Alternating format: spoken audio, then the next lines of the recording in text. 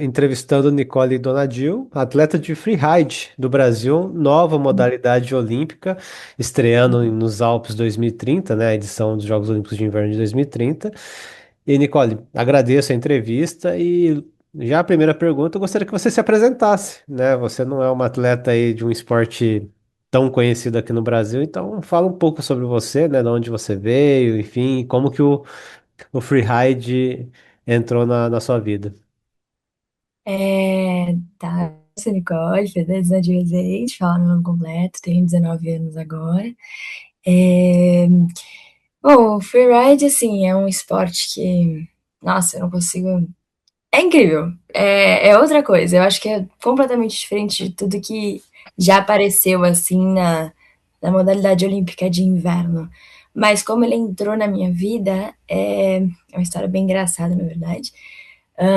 Vou falar agora, se prepara, porque na verdade, minha família, minha mãe, minha avó é francesa, então ela, a maioria das vezes, ela, né, gostava de ir para lá, enfim, e a minha família trouxe essa tradição de sempre ir para a França, enfim. E minha mãe sabia esquiar, minha mãe sabe esquiar, ela é muito boa, inclusive. E ela sempre, desde criancinha, quando eu nasci, me levava. Então, com 12 meses, ela me levava na backpack para esquiar. Então, é, sempre foi uma coisa que a minha família sempre trouxe. E quando eu tinha 8 anos, foi a primeira vez que eu esquiei, foi uma semana assim que eu esquiei em Chamonix, Mont Blanc, e por uma semana. E sempre peguei instrutor, né? Um instrutor por uma semana, que foi a Janine, minha primeira instrutora. Depois, com 12 anos, esquiei de novo, uma semana também, mesma instrutora, mesmo lugar. E com 14 anos, esquiei de novo, uma semana em Whistler, com uma outra instrutora. E aí vai chegando perto de quando eu comecei a competir. Porque, na verdade, quando eu tinha 15 anos, em julho a gente foi para Vale Nevado, que é aqui no Chile, e dessa vez era mais realmente para turismo, eu não, né, não, meu sonho sempre foi, porque eu gostava muito de esquiar, e nessas 2 semanas que eu fiquei na França, eles têm um caderninho, assim, de pontuação para aqueles que são mais novos, sobre nível de esqui. E como eu estava treinando não, né? Eu estava aprendendo com alguém que era da escola, foi uma surpresa para minha para minha professora, que na primeira vez, quando eu tinha 8 anos, eu já consegui metade da cartelinha. Uma coisa que normalmente não, quem tá aprendendo pela primeira vez não consegue. E na segunda vez que eu fui, de novo, terminei a tabelinha, consegui ela inteira. E a minha, né, a professora falava, nossa, você evolui muito rápido no esqui, isso foi uma coisa que eu nunca tinha visto. Eu até tenho hoje em dia a tabelinha lá em casa, mas eu não imaginava. Por eu saber que eu tinha ido muito bem, eu sempre falei, nossa, e se eu tenho potencial para isso? Enfim, mas eu nunca achei que fosse acontecer. Mas quando eu fui para Vale Nevado, esquiar aqui na Montanha de Santiago, no Chile, hum, foi uma coisa muito de tipo, não vou pegar instrutor dessa vez por questão financeira, e tudo bem. E a gente ficou 5 dias, né? Quase uma semana, mas esquiei com a minha família, né? Meu pai faz snowboard, minha mãe faz esqui, aí eu esquiei com a minha família. Só que, eventualmente, a gente gostou tanto daqui, tinha muito brasileiro, né? Que Vale Nevado tem muito brasileiro. E a gente falou assim: vamos ficar mais um dia. E foi por sorte, porque a gente não tinha feito reserva no hotel. E bem, meu pai foi lá falar na recepção assim: será que tem como a gente ficar mais um dia? Ela falou assim: olha, não tem como, não tem. E bem nessa hora, ligaram pra recepção falando: a gente não vai ficar mais um dia. E aí demorou um dia a mais, um quarto. E nesse um dia a mais, nesse quarto, a gente mudou, né? Vocês vão ter que mudar, enfim, de quarto tudo bem, tudo. E aí nesse dia eu falei assim, mãe, já que, né, a gente não peguei instrutor nenhum desses dias, será que tem como esse último dia, já que foi, assim, extra, eu pegar um instrutor? E ela falou assim, tá bom, tudo bem, um dia, não faz mal. E aí eu peguei. E aí eu tinha falado pra ela que eu gostaria de começar a saltar, que é, no caso, o freestyle, né? Eu nunca tinha feito fora de pista, eu só fazia pista, nunca tinha me metido fora de pista, só que em Whistler eu tinha saltado assim, nada, um saltinho do snowpark, e foi isso. E eu tinha gostado, falei assim, que tal, né? E aí nisso veio esse instrutor no dia seguinte, né, que foi o dia que a gente ficou a mais. E esse instrutor me ensinou algumas coisas sobre freestyle, na verdade, e a gente foi conversando, eram 2 horas de aula, e ele falou assim, meu, você esquia muito bem, quanto tempo você esquia? Eu falei assim, juntando 3 semanas, assim. Ele falou assim, nossa, mas você esquia muito bem para 3 semanas. E ele falou, você não pensa em competir? E eu, com 15 anos, falei assim, meu Deus, é meu sonho. E ele falou assim, cara, mas eu não tinha ideia que ele ia me meter no fora de pista. Aí ele falou assim, cara, se você quiser, eu te treino. Eu falei assim, como assim você me treina? Eu não tinha nem ideia, eu tinha 15 anos, 2 horas em aula, 2 horas mudaram a minha vida completamente, todo o curso da minha vida. E ele foi falar com minha mãe e falou assim: olha, tá aqui, eu sou treinador, não sei o que, o nome dele é Ignacio Salinas, ele é chileno. Muito obrigada pra ele, inclusive, se ele viesse ver essa entrevista. Ele falou assim: olha, deixa eu ficar 2 horas mais com a sua filha, de graça, assim, por nada, só quero ver como ela é. Meu, ele me levou pra uns fora de pista e eu não sabia fazer nada de fora de pista, não tinha técnica nenhuma. Mas ele ficou impressionado que em nenhum momento eu desisti, em nenhum momento eu tive medo e eu não caí em nenhum momento. Então ele via que eu queria aquilo e eu tinha força, porque fora de pista é algo que você precisa de muita força. E ele falou assim: tá bom, eu não tinha esqui, eu não tinha nem capacete, nem antipar, não tinha nada. Ele falou assim: cara, se você quiser fazer isso, você vai pro Brasil, porque eu já tinha passagem comprada, eu voltava pro Brasil daqui 2 dias. Você volta pro Brasil, uma semana, você volta pra cá, a gente treina 2 semanas e aí vai ter a primeira competição de fora de pista. A minha mãe sabia que aquilo era um sonho pra mim. E aí, com muita dificuldade, mas a gente conseguiu. Minha mãe falou assim: tá bom, a gente faz. Eu desci pra Santiago, comprei meu primeiro esqui. Quando eu tava na loja, eles falaram: nossa, eu nunca vi alguém chorar por um esqui. Porque quando eu vi o meu esqui pela primeira vez, eu falei assim: cara, aquilo é meu. Eu comecei a chorar. E o dono da loja, aquela bolsa de esqui que a gente, que é aqui uma marca muito boa aqui do Chile, eles falam assim: nossa, nunca vi alguém chorar por comprar um esqui. Eu falei assim: cara, mas isso foi muito do nada pra mim.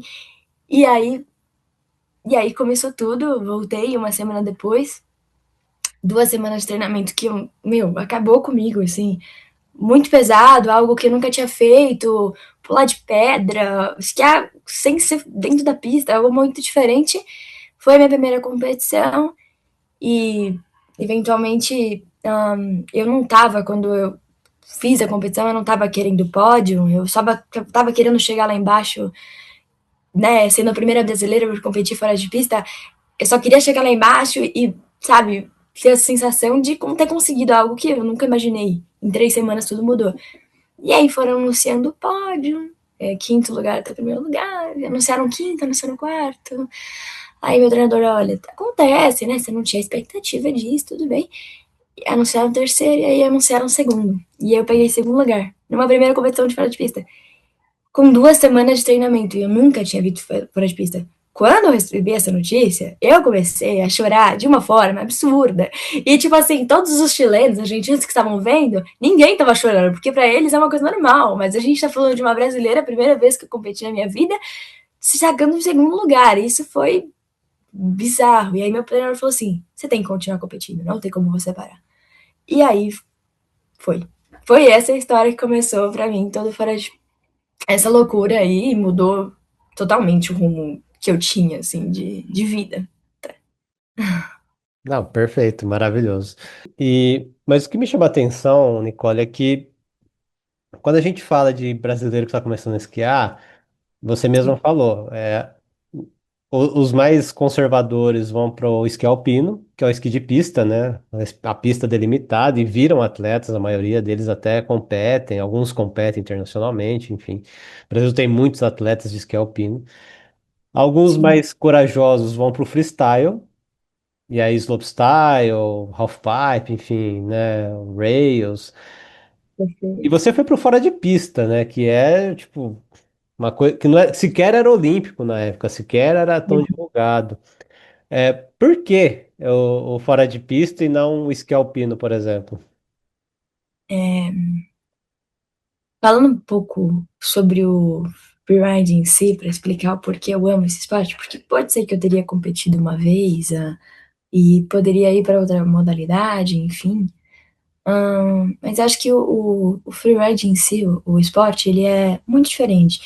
Ele traz uma... A comunidade em si é muito diferente. A, como você mesmo falou, é uma coisa completamente fora da curva, assim, né? E eu acho que o que mais me fez escolher e falar assim, não, fiz isso pela primeira vez e foi isso que eu competi, vi que eu era boa naquilo, falei assim, não, mas é isso porque é um esporte que te traz muita liberdade. Eu não consigo explicar o quão a própria comunidade ela traz isso. É uma comunidade que quer viver mais do que competir contra outra pessoa que está do seu lado ou que vai descer logo depois de você.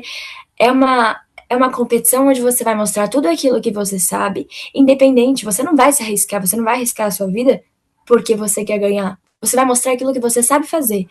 E, e todo mundo sabe, é um suporte muito legal, todo mundo é uma comunidade que eu não consigo explicar. Eu acho que tudo me trouxe por causa da comunidade. É uma comunidade super, assim, livre, super livre, assim. E fora, o próprio nome do esporte diz freeride, é uma coisa para você se sentir livre, para você poder escolher o que você vai fazer. Você não precisa ser o melhor, você só precisa mostrar aquilo que você sabe fazer. E você vendo os outros, você aprende. E não sei, eu acho que é isso, sabe? É a liberdade que esse esporte te traz, a adrenalina absurda que é, né? O comecinho da competição, eles sempre falam 3, 2, 1, drop in, e quando você tá lá em cima, você fica, meu Deus do céu, eu vou descer e isso aqui é muito. Então, é a adrenalina, é o alívio de depois você falar assim, cara, eu dei o melhor de mim, e você olha para aquilo e fala assim, caramba, eu desci isso não é qualquer um que faz. Então, essa sensação é absurda, assim, eu não consigo nem. Acho que é mais isso, assim, sabe? E a comunidade super me aceitou também, em sentido, mesmo eu sendo brasileira, as pessoas, inclusive, quando eu saía, né, no portal da competição, falavam assim: essa é a única brasileira que compete fora de pista, que não sei o quê, em espanhol, mas eventualmente. E isso tudo, a competitividade existe, mas mais do que a competitividade, a diversão é o que o freeride preza. É você divertir, é mostrar tudo de si, mostrar tudo aquilo que você vem preparando há tanto tempo. E todo mundo tem essa filosofia dentro desse esporte. Isso que é o legal, isso que é o que traz a felicidade de estar competindo dentro desse esporte. Legal. E, bom, você já tem aí seus 4 anos já de trajetória no freeride, né? Da sua primeira competição com 15, hoje você Sim. está com 19, né? Você, não sei se você ainda vai competir a categoria júnior esse ano ou não. Não, vai pro qualifier já, tá? Adulto. Enfim, mas a minha pergunta agora é, esses 4 anos, o que que mudou na sua percepção, né? É claro, você começou a conhecer mais o esporte, enfim, você falou dessa filosofia, essa liberdade, né? Mas o que mais mudou para você? O que que o Freeride trouxe para você nesses 4 anos que te ajudou, né? A crescer um pouco, né? Como você ainda é muito nova, mas a crescer um pouco aí como pessoa também, enfim, como sua carreira. Me trouxe muita coisa. Eu acho que quem eu sou hoje mudou muito por causa do fora de pista, porque fora de pista ele te leva para um nível, como eu falei, de adrenalina e um nível de exigência muito, muito grande, assim. E você tem que ter uma cabeça calma. Você não pode arriscar, porque a gente está falando de zonas que não são teoricamente esquiáveis, né? Então a gente tem que ter equipamento para avalanche, uma árvore, uma pala, uma sonda, a gente saber que ter que assinar contrato falando que, por exemplo, se você não for achado em 2 horas, você é considerado morto. Eu tive que assinar isso. É uma coisa de você saber assim, você vai dar o melhor de si, mas você também não pode arriscar a sua vida. Então, é saber o equilíbrio, justamente esse negócio de competitividade, uma coisa que eu tive que aprender na marra, porque eu queria ser boa, mas eu também tinha que entender que aquilo eu tava arriscando, entendeu? Então, você tem que. É o equilíbrio, a disciplina, porque querendo ou não, para você competir nesse esporte, você tem que ter disciplina, porque, como eu falei, a gente está arriscando toda hora, e no sentido de você sempre, assim, saber que não dá para puxar mais do seu limite, entendeu? Você treina antes para quando chegar na hora você fazer aquilo que você sabe e não arriscar na hora, sabe? Então, eu vi muita gente, por exemplo, eu vi uma pessoa que estava competindo no mesmo lugar que eu competi, quebrar os dois joelhos e ter que sair de helicóptero, sabe? Então, traz uma responsabilidade, uma disciplina absurda e, claro, também muita diversão, não posso mentir, apesar de, como eu falei, a comunidade fora de pista, nossa, se diverte muito entre a gente, sabe? Você já teve alguma lesão séria, alguma coisa assim, ou ainda não? Não em competição, mas eu acabei. Foi uma vez que eu mais senti medo na minha vida, na verdade. Acho que não teve nenhum momento na minha vida que eu senti mais medo. Foi, né, em Las Lenhas, que foi na Argentina. Nem era competição, foi depois da competição. E eventualmente a gente foi esquiar, eu, meu treinador, e o pessoal que esquia fora de pista estava mais com o pessoal adulto, mais do que com, né, de outros países, enfim, Espanha, enfim. E a gente foi descer, a gente desceu uma vez no fora de pista que é bem conhecido lá na Argentina, Las Lenhas, e a gente decidiu descer de novo.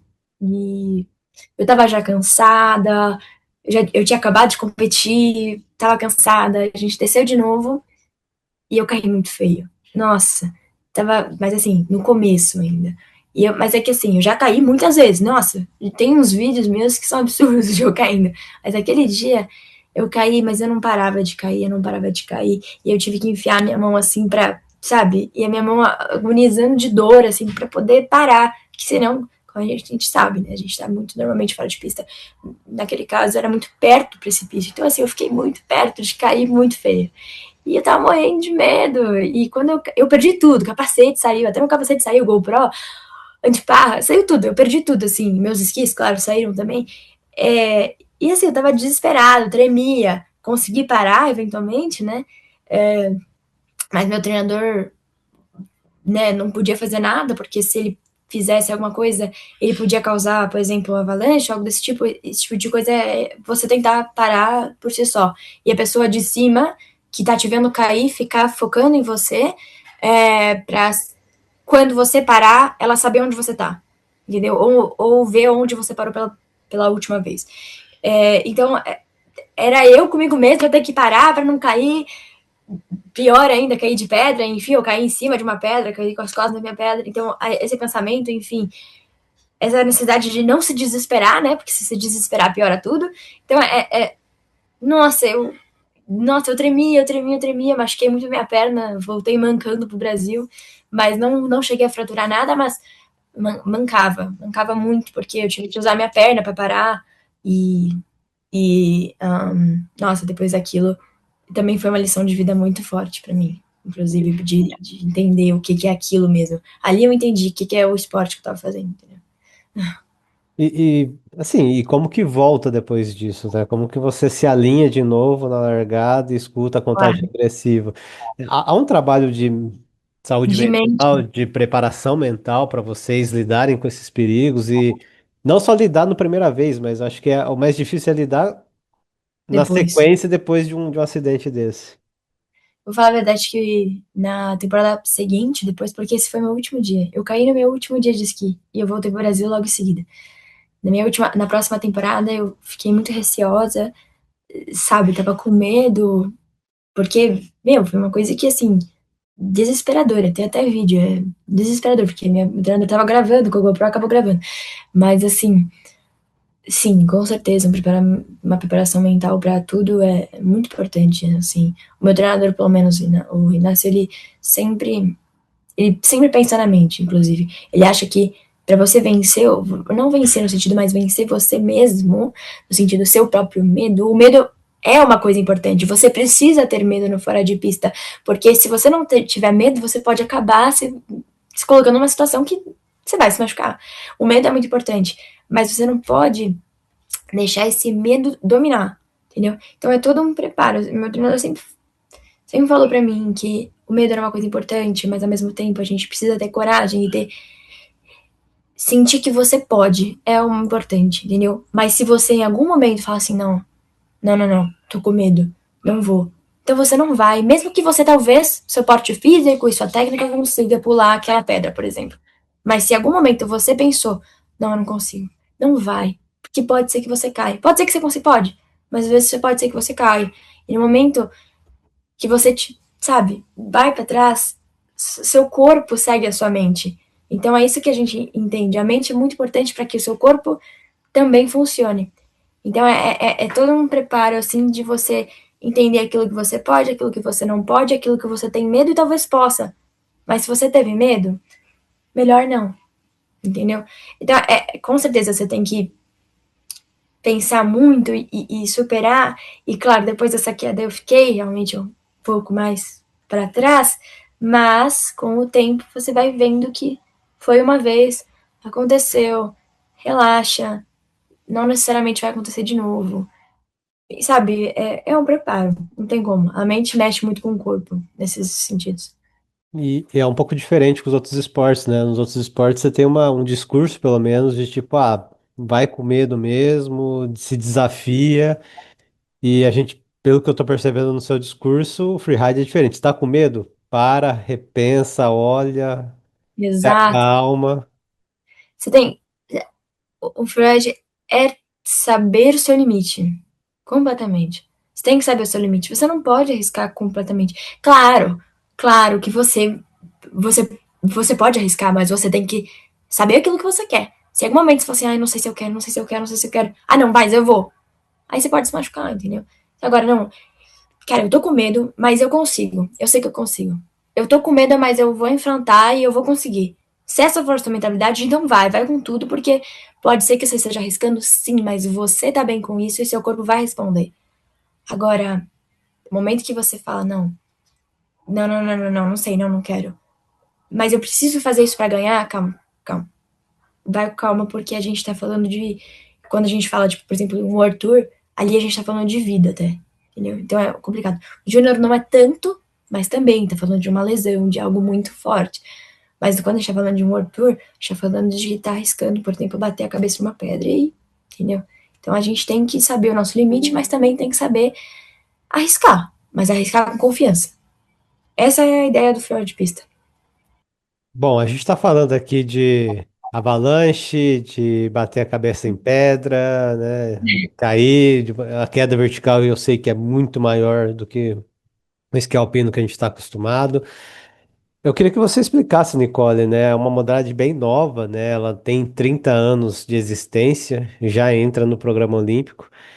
E eu acho que é melhor uma atleta explicar o que é o freeride, né? Se você puder contextualizar o que é as principais regras, como que vence, né? Como que se é por ponto, por tempo, enfim. Explica um pouco o que é o esporte, né? Como que é a competição em si da modalidade que vai estrear no programa olímpico. Ah, beleza. Então, o fora de pista, ele é por pontuação, sim. Sempre de 0 a 100. E no mínimo 3 juízes, certo? O tempo não é algo que importa tanto. Não é algo que vai ser contabilizado no final. Os critérios, na verdade, que são avaliados no fora de pista são, na verdade, linha. Então, o que você escolheu. Então, na verdade, quando você tá no fora de pista, um dia, 2 dias antes, eles te enviam uma foto da montanha, onde é que vai ser a competição, onde é o start, onde é o final. E, eventualmente, o que a gente normalmente faz é pegar uma canetinha e vai riscando onde a gente vai passar. Isso numa foto, né? Eventualmente, você olha o tamanho, com a experiência, você vai vendo, essa pedra aqui, por exemplo, dizendo sobre saltos, enfim. Você olha, essa pedra aqui, por essa imagem, eu acho que eu consigo, acho que não consigo. Vai maneirando e vai criando vários tipos de linha que você acha que você consegue fazer, enfim. Então, quando você tá na prova, uma das coisas que os juízes trazem em conta é como foi a sua linha, quão criativa foi a sua linha, quão única foi, porque eles vão estar olhando vários outros competidores descendo, quão diferente foi a sua linha dos outros competidores, o quão inovadora foi, quão criativa. Ou, por exemplo, sabe, por onde você passou por lugares mais difíceis, por lugares mais, enfim, a linha em si, aquilo que você desenhou, ninguém vai ter. Mas aquilo que você fez na pista, os juízes vão avaliar sempre com binóculos, estão sempre olhando como foi a sua linha, como foi a criatividade dela. Claro, depois disso, outra categoria que eles olham muito é controle. Então, o seu controle em relação, por exemplo, você se descontrolou em algum momento, então você estava esquiando, você estava fazendo curvas e eventualmente você acabou, sabe, saindo um pouco daquilo que parecia que você estava fazendo, ou algo desse tipo, sabe? Então, esse tipo de coisa conta bastante, confiança também, então, na sua descida, em sentido, isso entra dentro do controle. Na sua descida, você estava confiante naquilo que você estava fazendo. Inclusive, uma coisa muito que os juízes, eu percebi assim, enquanto eu competia, é a sua felicidade, inclusive, conta. Então, quando eu chegava e, sabe, comemorava, isso, os juízes olham para isso. Eles têm esse fator humano, né? Fluidez, claro, também.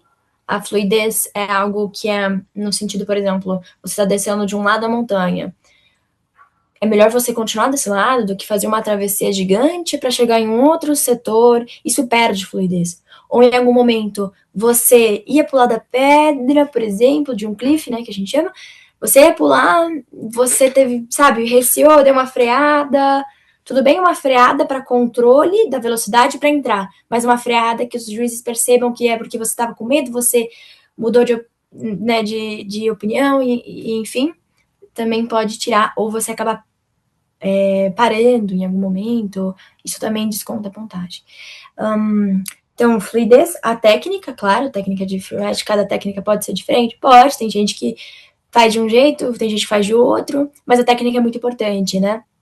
Às vezes conta mais você descer uma pista, né? Fora de pista, fazendo curvas, né, bem acentuadas, enfim, rápidas, enfim, do que, por exemplo, você ir reto na montanha, pular de um cliff gigante e chegou no ponto final. Então, a técnica é muito valorizada, muito valorizada.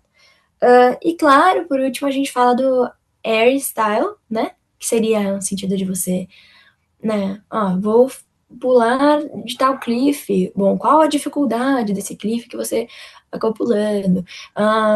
Você fez algo no ar? Então, como foi a sua postura no ar? Você pulou certo? Você no ar fez a posição certa? Ou quando você realmente aterrissou, você conseguiu aterrissar da maneira correta? No ar, você fez um 360? Ou não, você fez um grab? Um grab? Não, não fez. Isso sempre conta também. Então, por isso que a gente fala muito de saltar, enfim. Mas como eu falei, isso é uma das categorias. E então, não necessariamente só você saltar de uma pedra vai ser o suficiente, entendeu? Então, eles estão olhando tudo isso.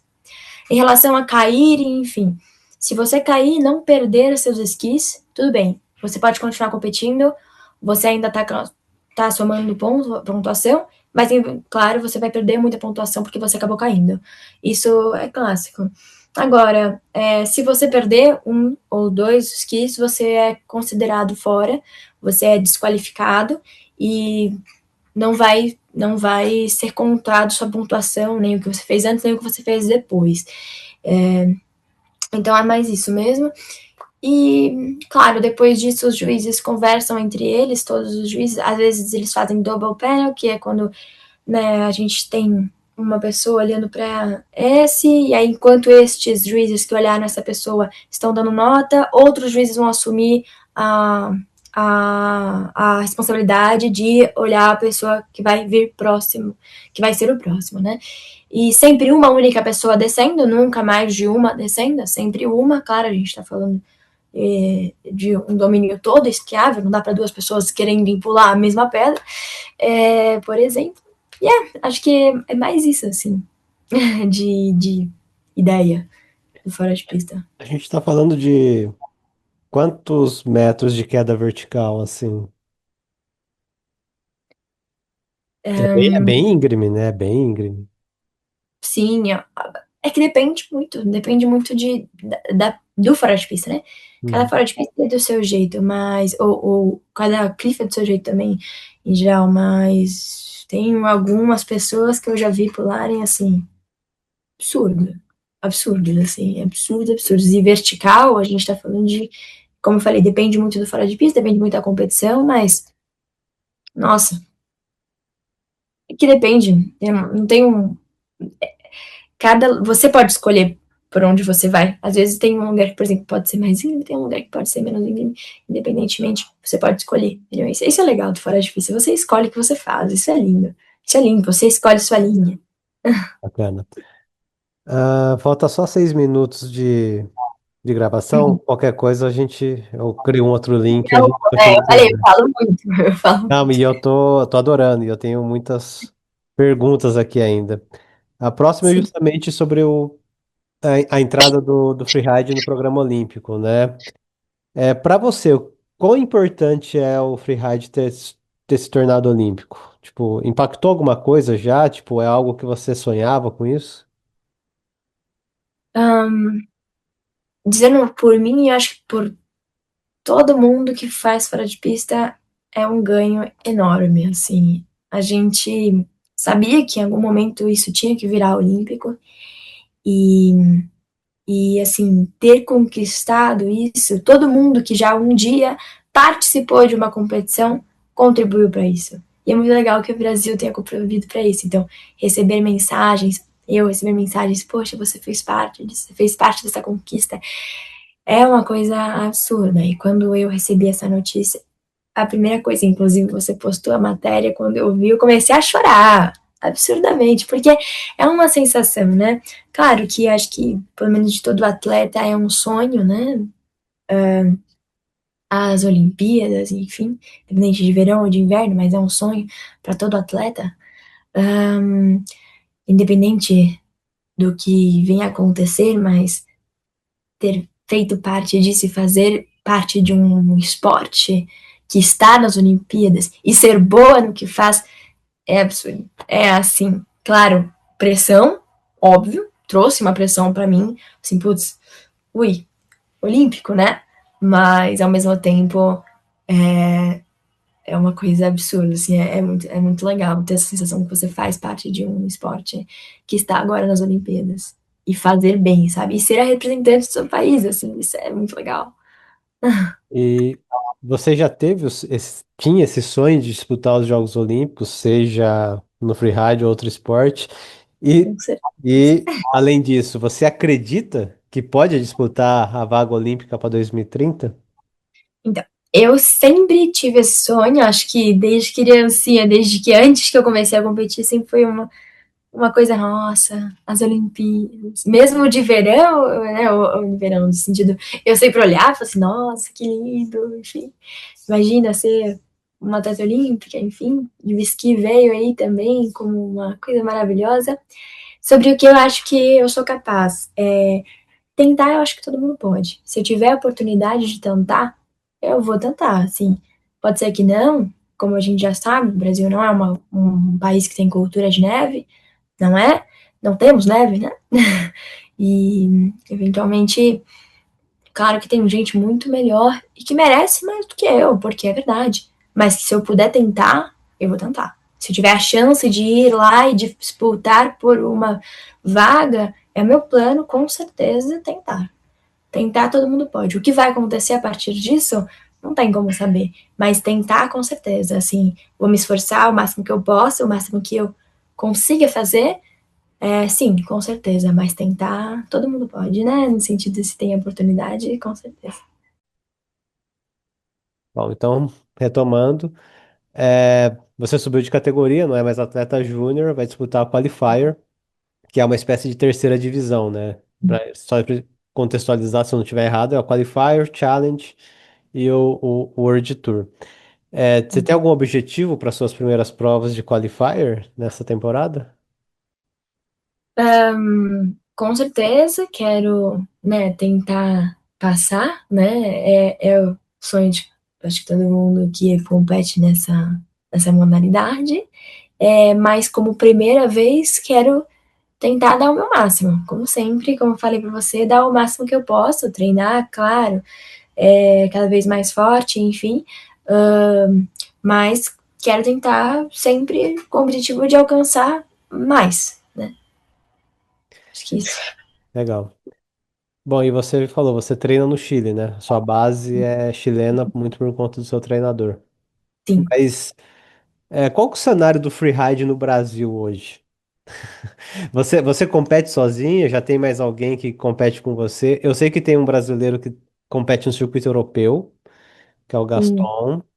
Ah, mas, enfim, além de vocês dois, eu confesso que eu não conheço mais ninguém. Tem um cenário crescente ou você compete sozinha ainda? Não, aqui pelo menos na Sul-América nunca vi ninguém. Tanto que sempre fui anunciada como a única brasileira. Até que foi legal para mim, porque eu achava que eu era realmente a única brasileira. Quando você lançou a notícia, né, eu vi que tinha mais uma pessoa que também competia. Isso para mim foi, nossa, muito legal. Até comecei a seguir ele no Instagram.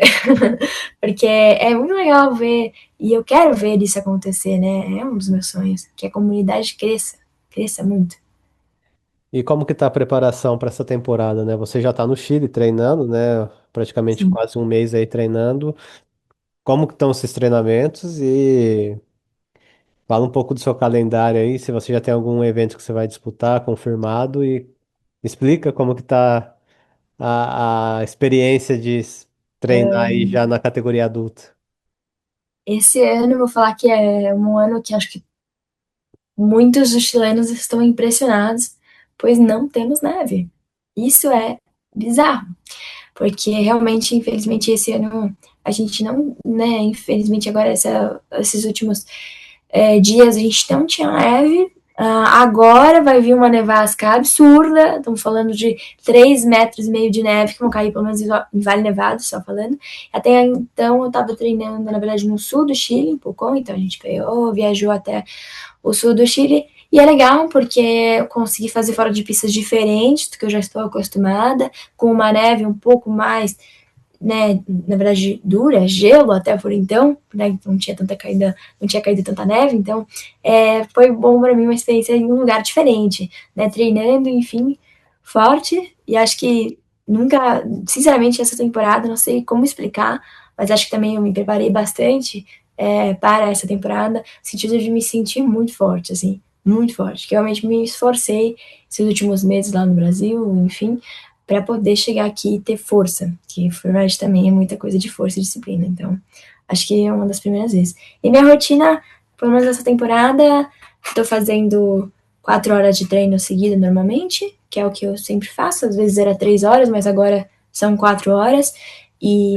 eventualmente 5, se eu aguentar, mas sim, e claro, o treinamento não acaba, no caso com o meu treinador, não acaba na pista. É comida certa, é o jeito certo de comer, é treinar, é caminhar depois de treinar, enfim. Mas isso é a minha rotina normalmente. E para encerrar, a última pergunta que eu tenho para gravar aqui, é, me fala os seus objetivos. Você tem algum sonho específico? Ah, pô, Olimpíada, quero chegar no World Tour, quero, enfim, sei lá, conta seus objetivos aí, onde você imagina que você pode chegar e quer chegar.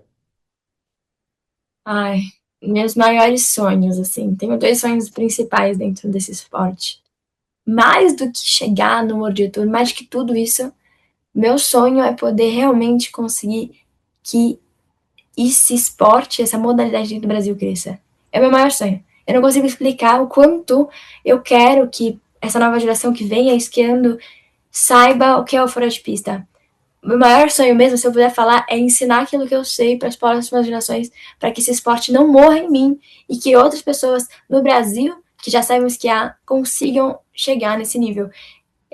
Assim, é um sonho meu, é conseguir criar, não sei, algo que seja, quem estiver interessado, enfim, no sentido de realmente conseguir ensinar.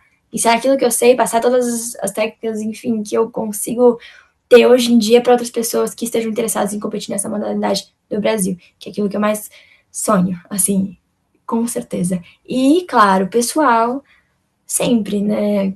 Com certeza. Ser a primeira brasileira no World Tour é absurdo. A gente teve uma vez uma reunião, enfim, com o pessoal do World Tour, pra gente ter alguém maior falando com a gente, alguém dando técnicas, né, falando de como é. Eu até encontrei algumas das competidoras, uma competidora chilena que acabou ganhando o World Tour, que me trouxe uma visão que, assim, nossa, se nunca teve uma brasileira, nunca teve uma brasileira competindo no freeride, se né, seria a primeira brasileira a chegar no World Tour, seria um sonho. Pode ser conquistável? Pode não ser, pode não ser. Por isso que eu quero passar aquilo que eu sei para outras pessoas, sabe? Então, com certeza, o meu maior sonho não necessariamente precisa ser eu. Se for eu, vou ficar super feliz, mas ter algum brasileiro lá em cima. Ter um brasileiro que não tem cultura de neve lá em cima no World Tour. Isso seria o meu maior sonho sendo conquistado. Com Só certeza. uma curiosidade, você falou que você faz faculdade. Você faz faculdade no Brasil? Qual o curso que Faço você faz?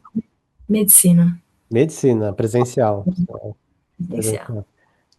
Você consegue, os seus amigos, suas amigas conseguem entender o que você faz? É difícil, viu? Porque muita gente, quando eu explico, mostro vídeos, fala, nossa, Nicole, que você se meteu? De tá falando por que você tá fazendo isso? Eu não sei explicar, porque eu amo. Mas, não, é difícil, porque, como eu falei, o Brasil não tem essa cultura de neve, né? Então, às vezes você fala e, às vezes algumas pessoas nem dão tanto valor, na verdade. Isso é uma coisa que acontece muito comigo, mas eu não, eu sei o que eu faço e eu fico feliz, independentemente. E tem gente que fala, nossa, isso é incrível. Então é muito diferente, né? Às vezes é compreendível, às vezes não é, mas é algo que, pelo menos meus amigos, eles me apoiam muito. Nossa, toda vez que eu mando que eu vou competir, falam, cara, vai com tudo, faz tudo que você sabe, a gente confia em você, enfim, é maravilhoso. Bom, e falando de competição, aí agora só para facilitar, que eu tenho uma lista de eventos do Brasil até outubro, e quero acompanhar, quero dar resultados, né, de eventualmente quando você competir, mas você já tem alguma competição agendada, caso tenha neve? Que, É, é que exatamente. eu vi no site do World Tour que o Qualifier vai ter uma prova na Argentina, agora final de julho. E depois Pois é, o outro qualifier é em Perito Moreno e o outro qualifier vai ser em Alcolorado, no Chile, na primeira semana de agosto. vai ver. Tem alguma que você vai disputar? Pretende disputar? Eu ainda não sei, porque por questões da faculdade mesmo e em geral, porque não foi uma coisa que meteorologicamente a gente consegue prever, né? No sentido de, tipo, ter a ideia de quando vai ser a competição. Sempre pode mudar a competição, principalmente quando é nesses sentidos de ter neve ou não, ou enfim, ou ter uma nevasca e ninguém conseguir ver nada. Então, nesse sentido, as coisas podem mudar. Então, não tem como dar certeza, mas eventualmente se tudo sair como planejado, pode ser que sim. Pelo menos essa de Colorado, mas eu não tenho como dar certeza que eu vou competir este ano por causa desse nada esperado, certo? Sim. Mas no ano que vem, se tudo correr ok, com certeza. Tanto que, como eu já tinha pensado nisso esse ano, no sentido de, tipo, me preparar, porque a gente tá falando de outro nível agora, né? A gente tá falando de qualifier. Então, eu prefiro treinar mesmo e conseguir, assim, um nível bom, um sólido, para conseguir competir o qualifier com certeza no ano que vem. Com certeza, se eu tivesse a oportunidade, se eu tiver a oportunidade de competir esse ano qualifier, eu vou, mas eu não sei se vai bater as datas, né? É difícil, porque, como eu falei, não. É, financeiro é difícil.